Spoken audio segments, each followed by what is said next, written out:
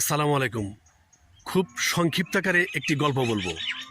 এই গল্পটি শুনলে পরে আপনাদের অনেকেরই বাস্তবের সাথে এই কথাগুলো মিলে যাবে। কথাগুলো খুব প্লিজ মনোযোগ সহকারে একটু শুনবেন। পাশ দিয়ে একটি শিয়াল রাস্তা দিয়ে হেঁটে যাচ্ছে। পাশে এক খাঁচার মধ্যে বাঘকে বন্দি করা ছিল। বাঘ শিয়ালকে দেখে খুব তর্জন গর্জন শুরু করছে। তর্জন গর্জন দেখে শিয়াল মামা বাঘের কাছে গিয়ে বলছে, বাঘ মামা তোমার কি হয়েছে?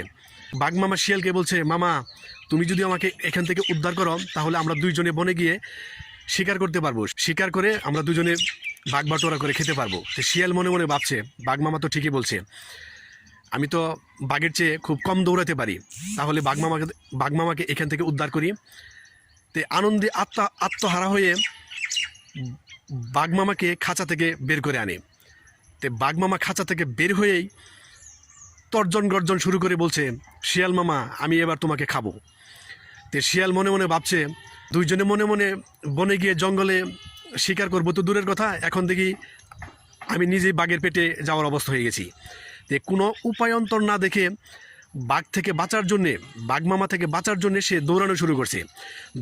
দৌড়াইতে কিছু দূর যাওয়ার পরে পাশের এক সেলুনের মধ্যে মানুষ যেভাবে পত্রিকা পড়ে ঠিক একই ভঙ্গিমায়, একই কায়দায় মানুষের ভঙ্গিমায় পত্রিকা নিয়ে ভদ্রলোকের মতো চেয়ারের মধ্যে বসে পত্রিকা পড়ার স্টাইলে বসে পড়ছে। পাশ দিয়ে বাঘ যাচ্ছে আর বলছে, ভাই এখান থেকে একটি শিয়াল মামাকে যেতে দেখেছেন? শিয়াল তো খুব চালাক প্রাণী। শিয়াল খুব চতুরতার সহিত সে উত্তর দিচ্ছে, শিয়াল কি আপনার পাছার মধ্যে খামচি মারছে? এই কথা শুনে বাঘ মামা শিয়ালকে জিজ্ঞেস করছে, এটাও কি পত্রিকার মধ্যে তুলে দিছে? শিয়াল মামা চতুরতার সহিত বলছে, হ্যাঁ এটাও পত্রিকার মধ্যে তুলে দিছে। বাঘ লজ্জায় মুখ লুকিয়ে ওইখান থেকে চলে যায়। বর্তমান সমাজে কাউকে যদি উপকার করতে যান, ঠিক বাঘ এবং শিয়ালের মতো অবস্থা হবে। তবে কাউকে উপকার করতে গেলে পরে ভেবে চিনতে বুঝে শুনে উপকার করবেন।